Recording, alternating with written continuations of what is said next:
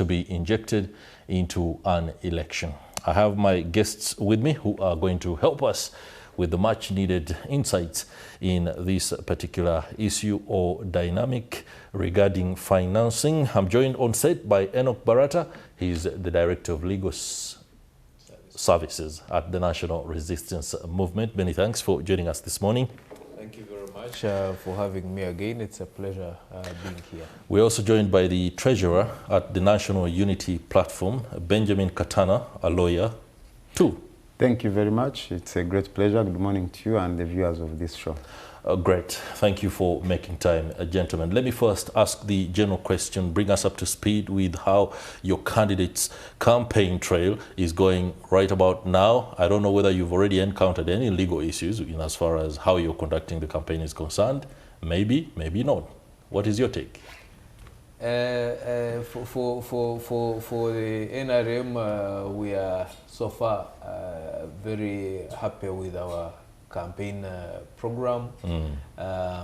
We started off in Luwero on a rainy afternoon quite well. We had a very good start. We've been in Lango. We are still there for a bit. So far, so good. Everything, I think, has been going quite well. And we expect to continue in the same spirit. We've had fantastic reception, fantastic enthusiasm from the populations around the country. And we think it is a very good indicator of things to come. Okay, thank you very much. Benjamin Katana, your update is one that could talk about the legal challenges that National Unity Platform could be encountering, especially when it comes to adhering to the regulations or the law. We see so much contestation between the party and the police, but also as the treasurer, there's a lot of money required for the campaign trail. You, the National Unity Platform, fundraised some money. I doubt you're finding any problems, are you? Well, thank you. We started our campaigns in the region of Busoga. We have moved in a number of districts. We have been in Kaliro, we have been in Luka, we have been in Vujiri, we have been in Amayengo, among other things, among other places. The reception has been very warm and enthusiastic wherever we have gone. We have received massive support across the region where we have been. And today we will be beginning our campaigns in some parts of Uganda, beginning with Mtyana district. And we expect to be received with massive enthusiasm from our supporters.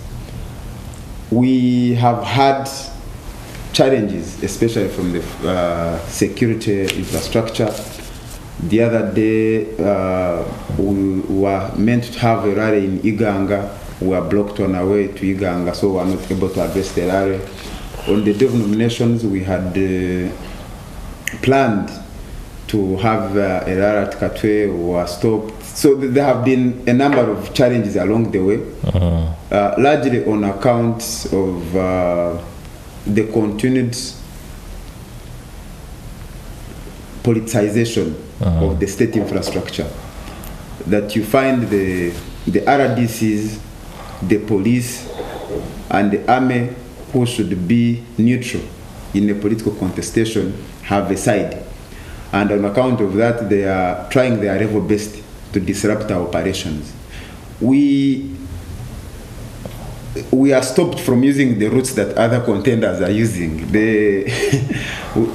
We are forced to drive on bad roads that the NRM has failed to fix in the countryside, to take long detours. And like we'll be discussing later, it has an implication on the cost of fuel, on the cost of so many things. And we have also had a challenge of because you see of the restrictions on where to address people from. Like today in Mtyana, the place where everyone has been addressing rallies called Saza Grounds, they are saying, no, you are not going to use Saza Grounds. You have to go away from the municipality. Yet the people in the municipality are also voters. They are also Ugandans, and we have a right to campaign wherever they are Ugandans. But that's a story for another day. But the by and large is that we are facing a lot of disruptions from the state infrastructure, which we believe is inappropriate, considering that in this political contestation, they should be fair and neutral. Okay. Our contestation is that there shouldn't be rules that govern NUP and rules that govern NRM and other candidates, because that is akin to apartheid that has...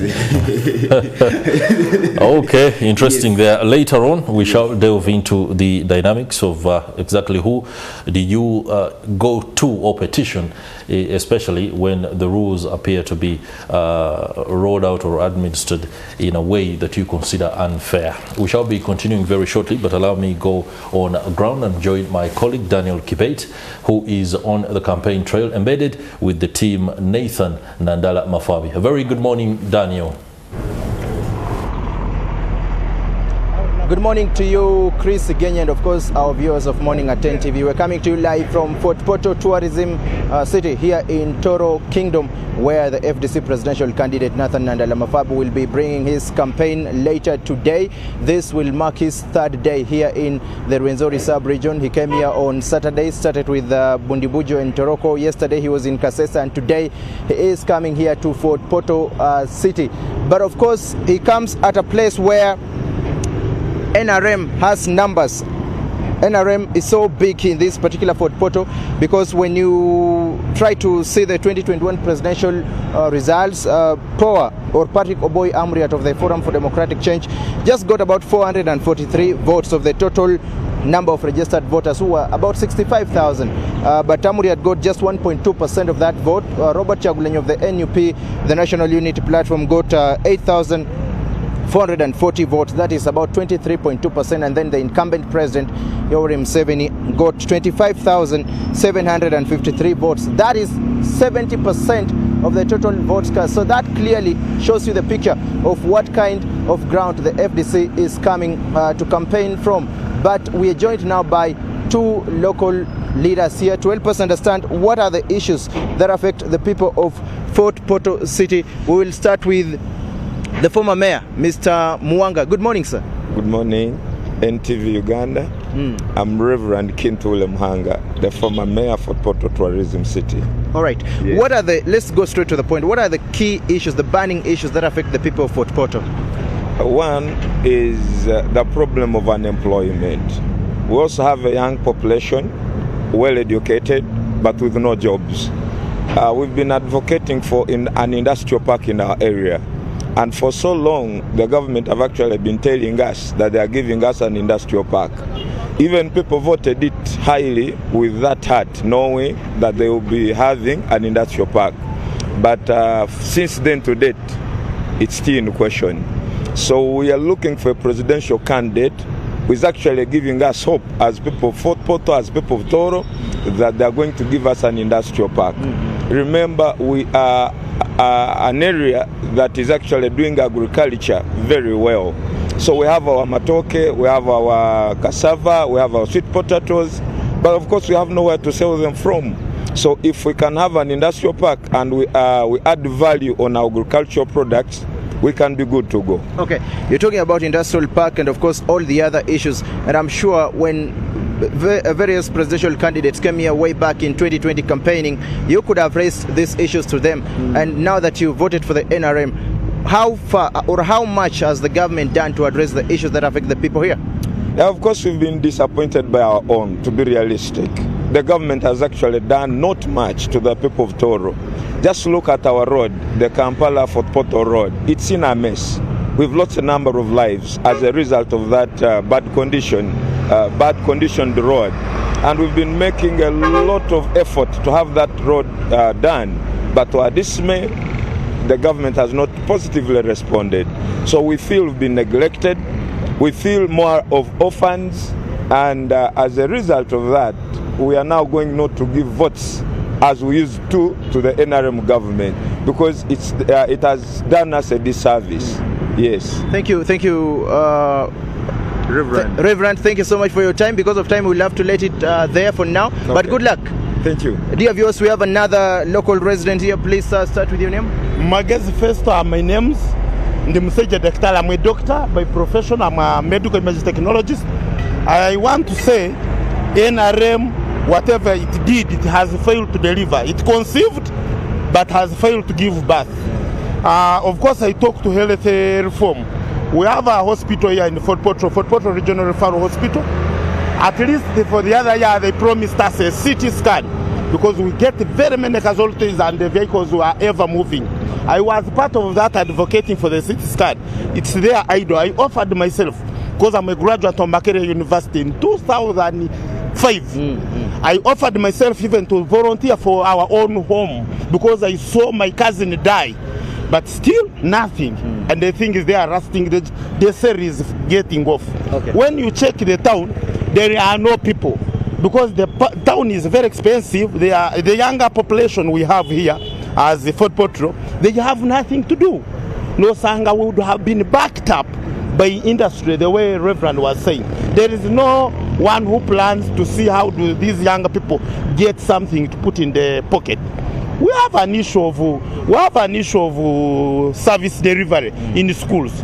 All government schools here as we wind up, have closed, and no one is taking it important. Our kids are all joining private schools. Okay. Now, if you are really leaders and you expect us to give you voice, and our hope, who are our kids, are at home seated with us, what kind of hope are we? All right. Me, I think securing, protecting the gains. You check out what gains are we protecting and find us solutions. Okay, and then just briefly, FDC will be here later today in the afternoon. What are your expectations? What kind of reception do you think they're going to get? I think FDC has its own issue. We were betrayed. Many of us were supporting FDC. These guys went and started eating with a big man. So when we see them as jokers. We see them as jokers. We don't know who funds them. We don't know what they are doing. Okay. For me, I believed in Besige. If Besige was my president, I would be working. Okay. You imagine a whole resource, full person you have wasted. I am now making 44. Why did my father sell land? Okay. Why did I study medical image technologies and remain irrelevant to my community? Okay. That's why I don't trust everything. We have to leave it at that point. Of course, those are not our views. Those are the views of the person that we are speaking to. And then, of course, we are here camped to ensure that we, get as much as possible information because FDC candidate, that's Nathan Andalamafabu, will be campaigning here in Fort Portal City later today, but we don't know what kind of reception he's going to get from the locals here. So many issues raised, so many answers demanded by the locals here. I'm Daniel Kibet, Brian Kayondo on camera. Back to you, Chris Igenyi, and the team in studio. Thank you very much, Daniel Kibet, for bringing us up to speed with the pulse in Fort Portal Tourism City as candidate Nathan Andalamafabi prepares to go and campaign and, of course, have the people of Fort Portal into his camp. Now, let me return to the studio. I have with me, like I said before, or rather introduced before, Benjamin Katana, the Treasurer at the National Unity Platform, as well as Mr. Barata, the head of legal or Director of Legal Services at the National Resistance Movement. Just a quick reaction to the sentiments raised there by those two gentlemen. One seemed very bitter about the fact that much of what is supposed to be the infrastructure to allow for a person that has studied the kind of discipline that he did, he shouldn't be struggling. He seemed a little bit bitter. Do you share that sentiment, Mr. Barata? Well, of course, the speaker there was, I think, particularly personal. But what is also very clear is the need to create more jobs. And the issue is, how do you create these jobs and what mechanisms are in place to create these jobs? There is the issue, for example, of industrial parks. It has been the NRM program to have industrial parks in each region, in each zone, and that program is still ongoing. So even there, the industrial parks will come. You've seen the NRM put in place skilling hubs. That again is geared towards promoting jobs, promoting job creation through skilling, because at a certain level we are going to have to realize that as we develop, as the economy develops more and more, you will have less white-collar jobs, so to speak, the traditional ones. The traditional ones. At a certain level, and you need to have the bigger jobs. And those, the middle-level and low-level jobs are the bigger ones, are the bigger base that cover the majority of the society. So yes, I agree with industrial parks, and this is in the NRM manifesto.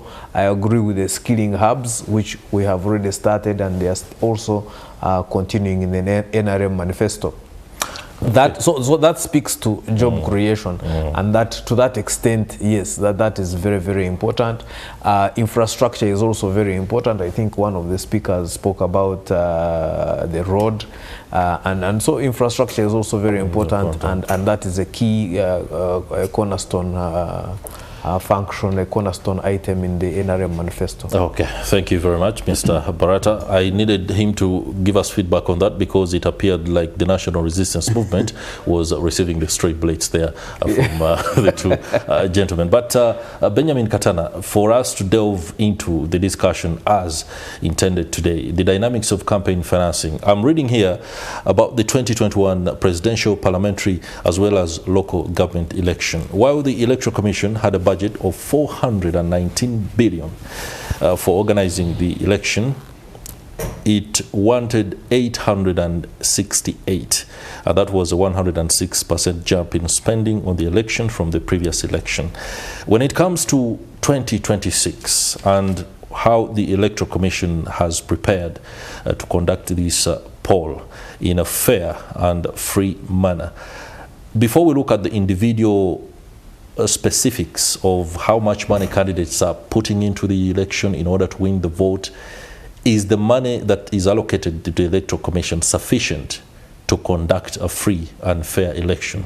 One that of course begins with civic education, infrastructure to allow for the materials to be in the polling centers on time, and just about every attendant aspect required for the election.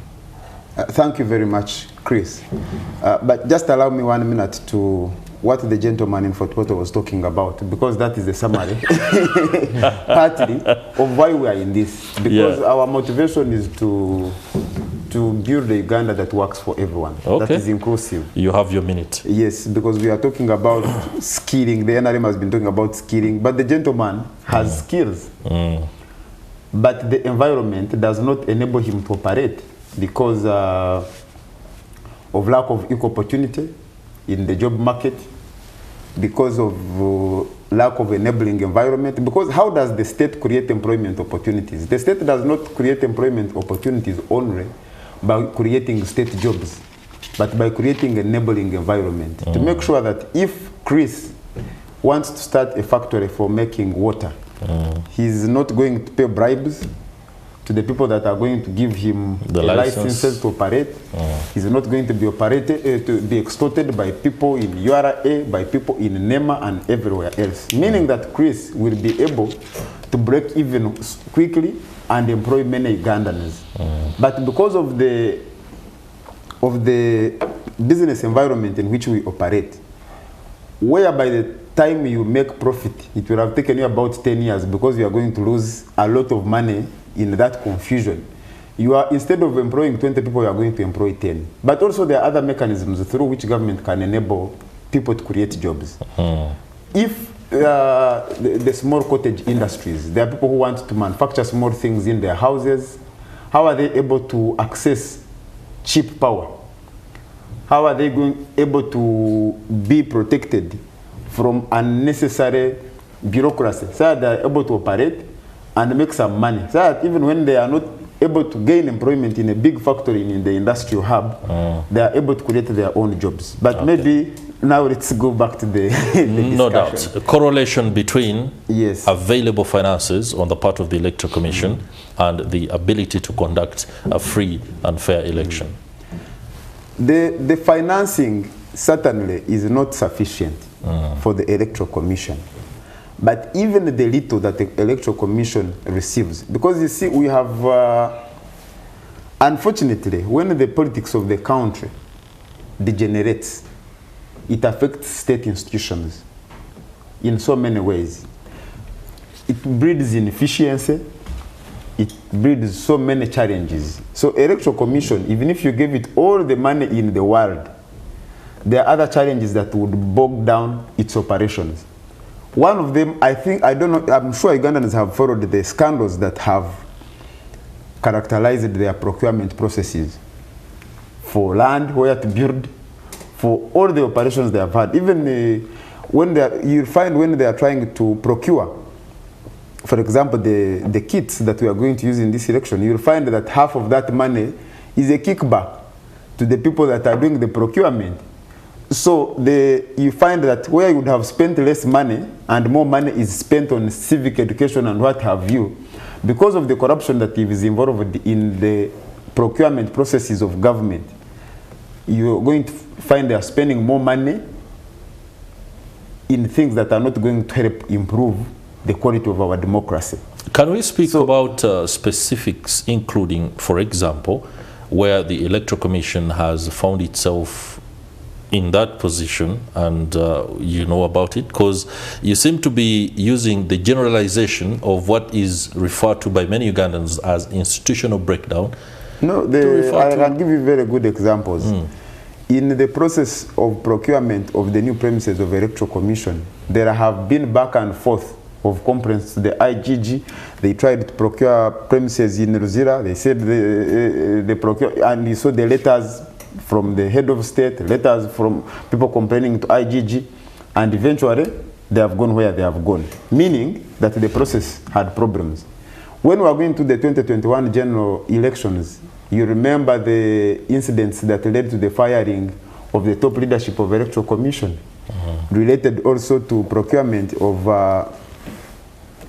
electoral materials and what have you. So my point is that even if Electoral Commission has all the money, the challenge is that bedevil the state institutions in Uganda cannot allow it carry out its operations effectively.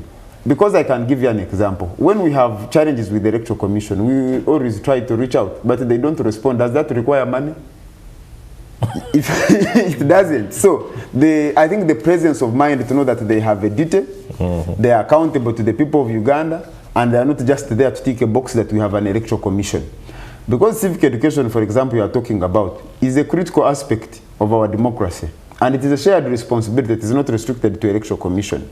There are other institutions of state, like the Uganda Human Rights Commission, but are they performing this role? When you read our constitution and the other legislations, there is a requirement for translating the constitution and all these other legislations into local languages, but it has not been done. So you're dealing with citizens who don't know what their rights are, who don't know what their duties are, and I believe that this is not by coincidence. It's a deliberate effort to make sure that you're dealing with the population with low levels of political consciousness. Enoch Barata, submit. I think maybe just to start from where my learned friend has stopped, I actually think there is the state of political consciousness in Uganda is considerably high, to the extent that almost everything is politicized.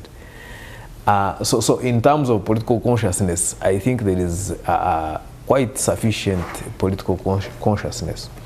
But also, as you did point out, it is I would rather not generalize on inefficiencies. We know that we do know that obviously the some institutions of government are not at their optimal efficiency, but that is one thing that can be dealt with.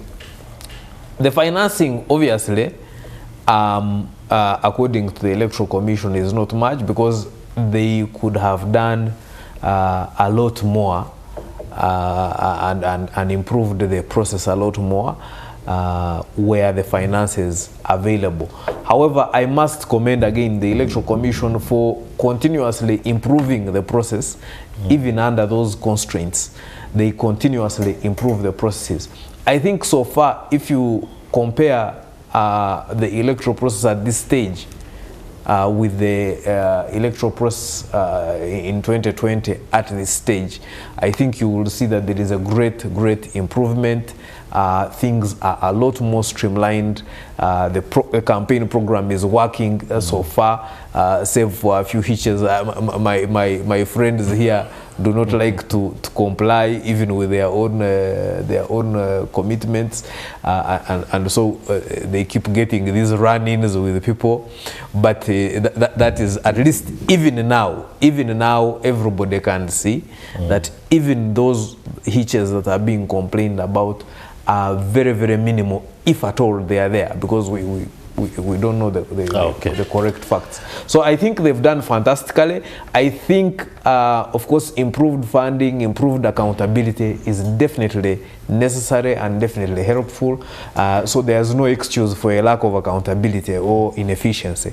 But I think they have done a great job and improved greatly on their execution. Let's drop a little lower to the money involved at the candidates level or political party level when the election is rolling out, because we know it's a process that begins much earlier than the voting itself. What is the legal framework now that governs election or electoral funds management? Do we have caps, for example, or anybody that can get their hands onto 10 trillion can actually use it for election campaigning and stuff? Yes. The general framework for electoral financing covers mainly how you fundraise, from whom you fundraise, and also how you spend and how much you spend. So, for example, in fundraising, you are permitted to get fundraising from certain areas and not others. For example, you are not permitted to get funding from foreign governments and foreign entities and things like that. You are allowed to get from individuals locally, from organizations, etc. And there are attendant obligations for you to declare how much has been contributed by who, and you are required to have a bank account and do your campaign spending from that account. In terms of spending, there are limitations. Of course, you must spend in a manner that is not corrupt, in a manner that is not you must not be seen to be bribing voters or to be buying votes. So you spend money in the line of your expression, in line of expressing yourself, expressing your campaign manifesto, your promises. Specifically, what is allowed and not allowed? Of course, you are allowed, for example, to have campaign materials, to have posters, to have flyers, to have T-shirts, to organize public address systems, to organize furniture if you want your people to sit and feel comfortable, and all these attendant things you are allowed to spend on those as are necessary for purposes of holding a campaign meeting. For example, you may provide refreshments and a snack because people are not going to stay there and start collapsing from hunger and heat. But you are prohibited from now buying a person. If I go to my land friend here and I say, Benjamin, I am giving you this money so that you ensure that you vote. Now that is not campaign facilitation. That one is direct bribery.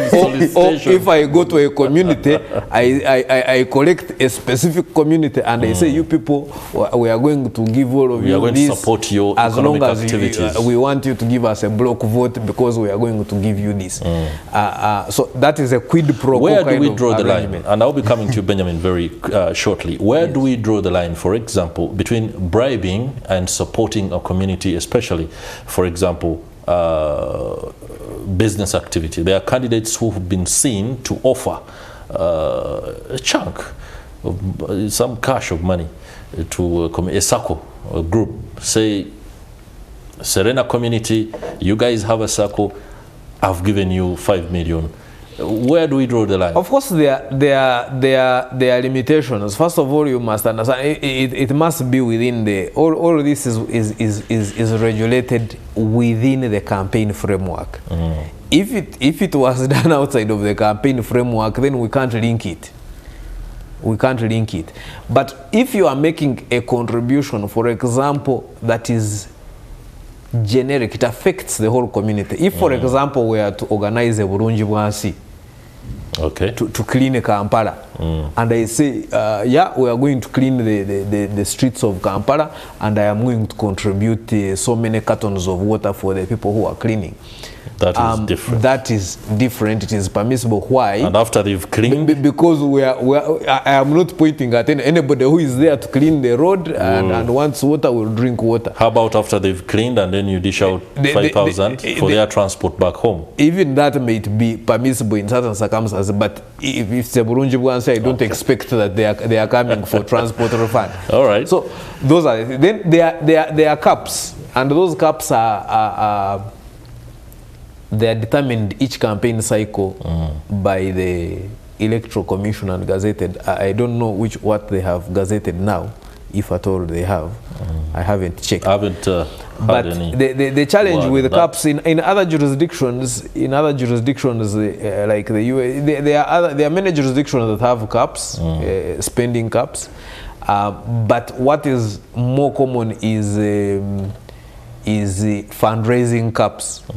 Then spending, once you have gotten the money, you can spend it. In the US, you can account for the money coming from good sources. Yes. So how you spend it must not be a problem. Yes, exactly. But the area is also the area. The area. All right.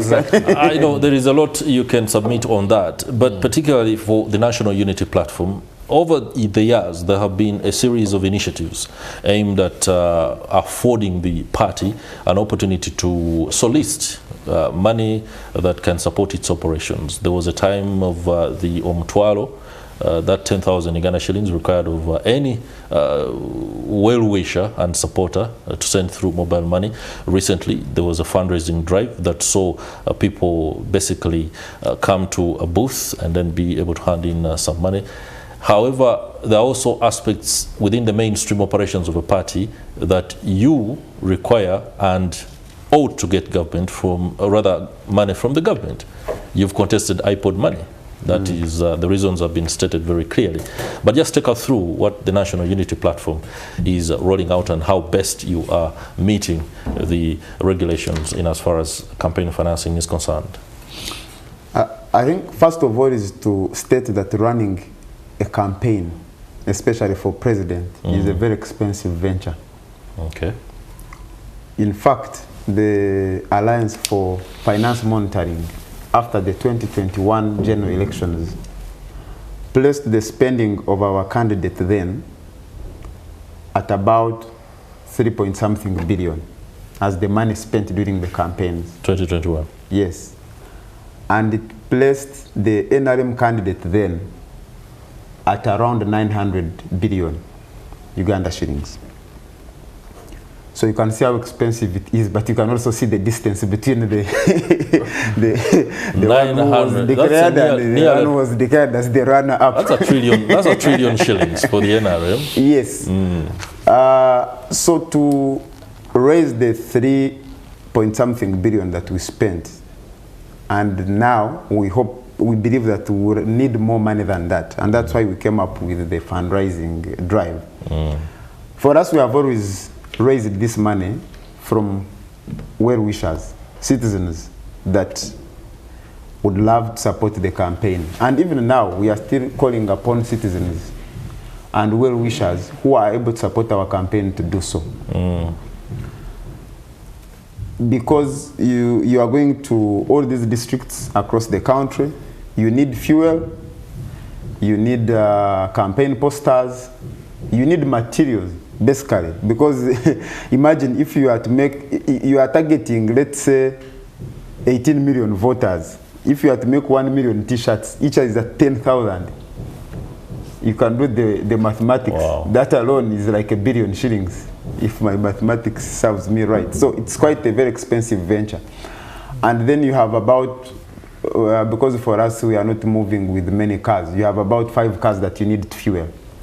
That alone becomes a lot of money. That is the Chagulani presidential. You actually have very many cars. No, most of these people... We see so many. So, but most of those people... NUP emblazoned cars. Most of those people who join along the way, they are not a responsibility of the party.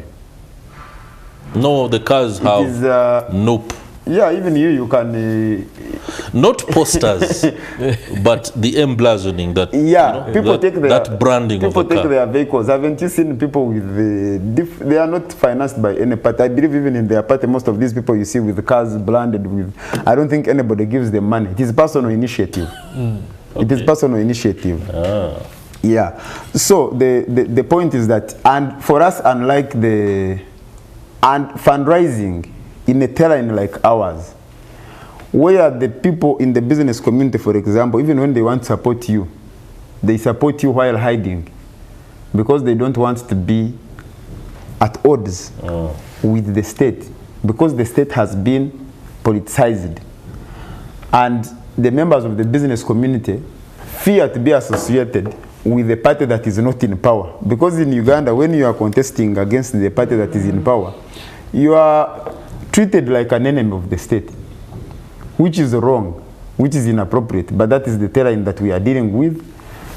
And so it becomes very hard even to raise money. You are going to get little money from people who are ready to risk but have little to offer. But the ones with big money will fear to be associated because they don't want to be visited by tax audits. They want to be visited with the NEMA audits, with the KCC audits. They are always wary. So it makes campaign fundraising and campaign financing by private individuals very, very tricky on a terrain like ours. Great. Let's now drop the conversation to the individual level. An MP, mayor aspirant, and even the presidential candidate themselves. We've seen one who has rolled out a campaign, fundraising drive, that is the Common Man's Party's Mubarak Munyagwa. I think I've also seen ANT has done the same. On the street handing out flyers. Yeah, we saw complaints during the run-up to the nomination about the fact that some candidates were looking for the funds to be able to beat the vetting threshold, and that was something that was peculiar. How can one navigate what is no doubt a very, very harsh environment, and sometimes favoring one party against another? For now, the NRM and NUP appear to have the advantages in as far as financing is concerned, and that could be down to the two parties' abilities to fundraise on account of popularity. The Peasants' Party, the Common Man's Party, are clearly struggling. And two is the Conservative Party. You see, can a fundraising mid-trail work? And that is part of the problem. For me, first of all, I think, and I say this with great respect, is there must be a bit more seriousness. I think our politics must not be taken too casually and too flippantly. If you register a political party, maybe I don't know, 2 months or something, 3 months before a campaign period, and you launch your fundraising after your nominations, I don't think you expect to get very much out of that. There must be a certain level of preparation, and we need to get to that level, because right now, quite frankly, whatever the challenges might be, it appears to me at least that some of these political parties are extremely personal. And I'm not saying this in a trying to criticize NUP or who, but everybody just comes up and says, I'm registering a political party, I'm standing as president. You saw, how many do we have now? 8? We have 8 candidates. 8, but we had the forms picked by over 20-something. No, at the end of the day, picking forms must not be... yes, there are those, doesn't demonstrate. There are those parties that did not even raise the basic requirements. They came to return the forms, but without the basic we know there are people who came for that, so they could be seen. The point I'm TV. making is that while it is important that people should be able to raise financing, but there must be some seriousness attached to this process, and you must demonstrate some preparedness. For me, if you are waiting for your nomination to start fundraising, especially in this manner of solicitation on the streets and in the roads, then I don't, quite respectfully, I don't take that very seriously. Or at any rate, it would be an indication perhaps that you don't have that much support. Okay. Gentlemen, we now have the presidential candidate for the Alliance for National Transformation. That is retired Major General Gregory Mugisha Muntu, who is by with our very own Coslin Gasaro. He will be speaking to us very shortly. If we can go live to Mbarara, where the retired Major General, former Army Commander, and a renegade, so to speak, NRA.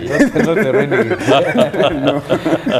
All right, my apologies for that. It could be an overstatement, but I think we shall have him as soon as that feed comes through very, very clearly. Just to continue with the conversation as we wait on the ANT candidate, when it comes to commercialization of elections, it's down to the fact that there is so much money in the polls and the election process that we've come to believe or even think it is not a moral issue for people to expect a candidate to advance some money. Some candidates specifically budget for that, as in this money is supposed to go to people at a particular occasion.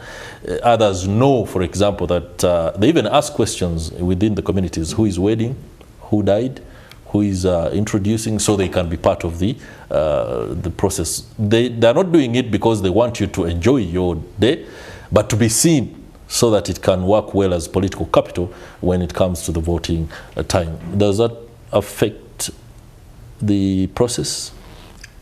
It does affect the process because consent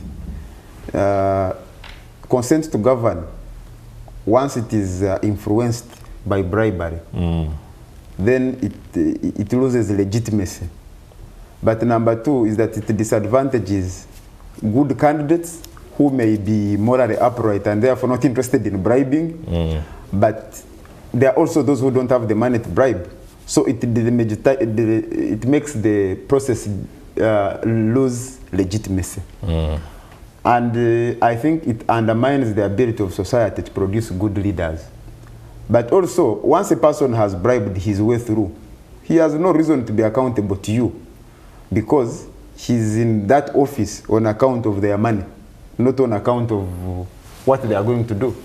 Yeah. But Chris, if you allow me, you asked about the IPOD thing. I was going to ask you a little bit later why you have failed to be part of the IPOD framework, despite the fact that it appears to mean well for political parties. Well, first of all is that our objection from onset to IPOD was the manner in which it was being handled. That it had been reduced into a mere photo opportunity and not having meaningful impact on the coexistence of political parties. That if you look at the years through which IPOD has been here, political opponents have continued to be persecuted. Political parties have continued to be stopped from doing their legitimate activities, clearly implying that there are no fruits from these engagements. Now, while that was and is our position, the Parliament of Uganda passed an amendment, which by implication meant that every political party that has representation in Parliament, by operation of law, is a member of IPOD. Is a member of IPOD. So on the basis of that, our interpretation and understanding of the law was that we have now been forcefully brought into IPOD.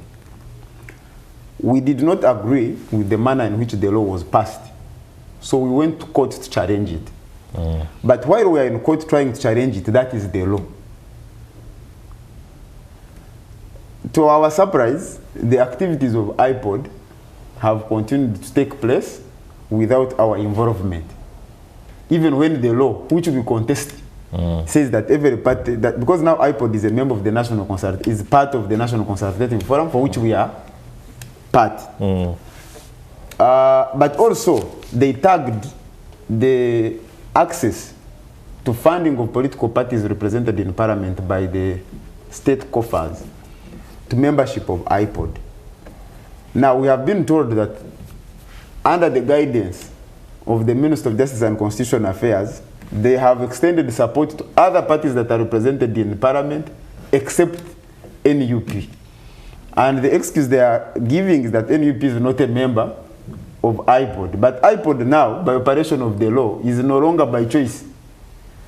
In fact, the law provides that the amendment that the minister will issue a statutory instrument which will guide on how the operations of IPOD are going to run. Has he?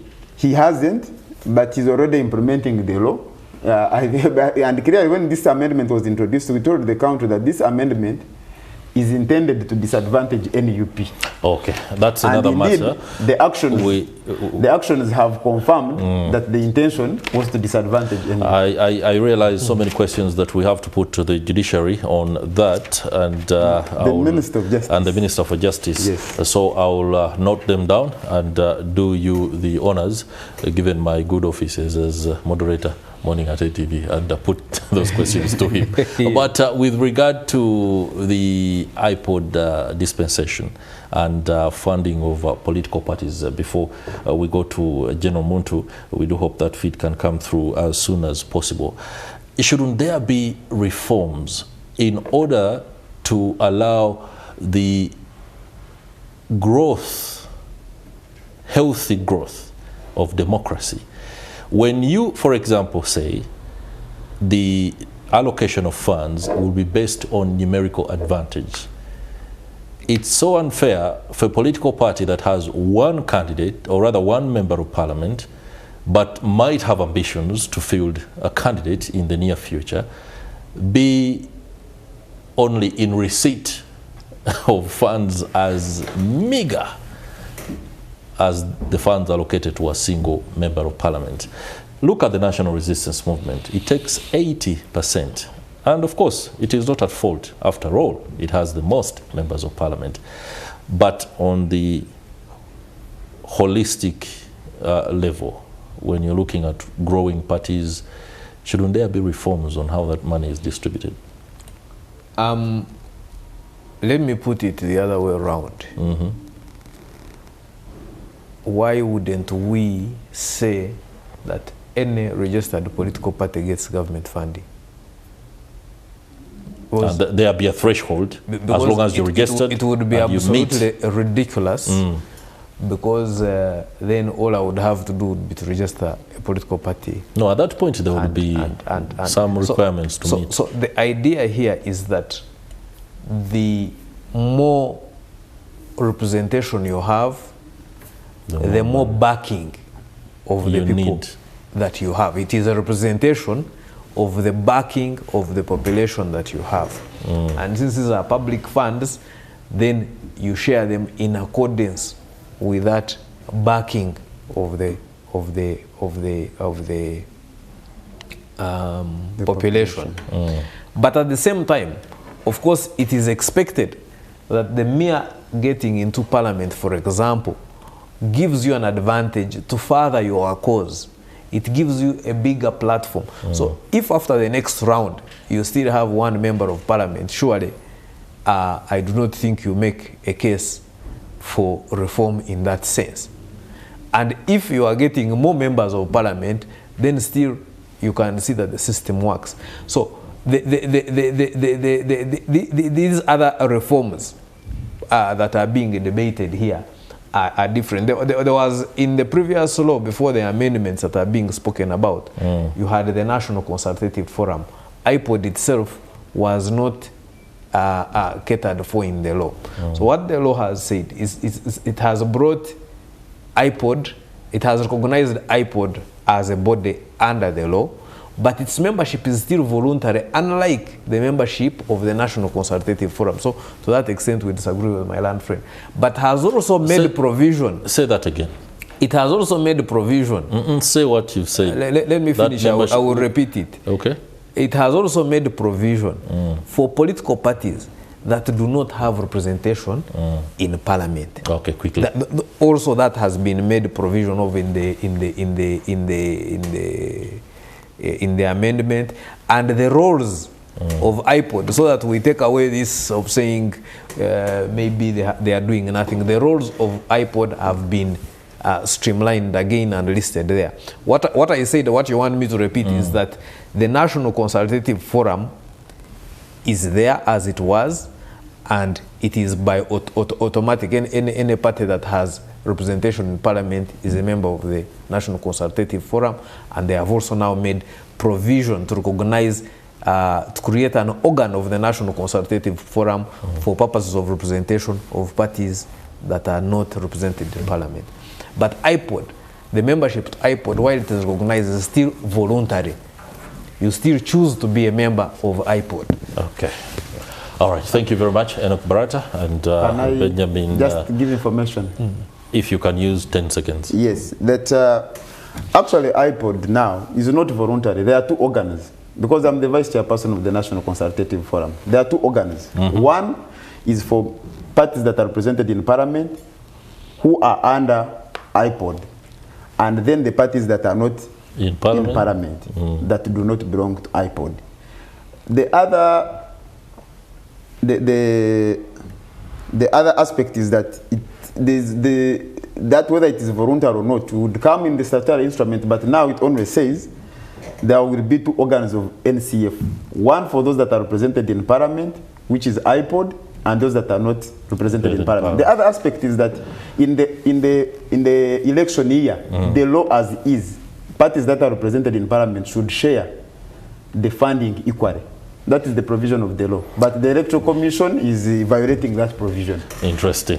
Let me go on ground and hear from my colleague in Lira, Julius Ochen, what is on ground in as far as the election process.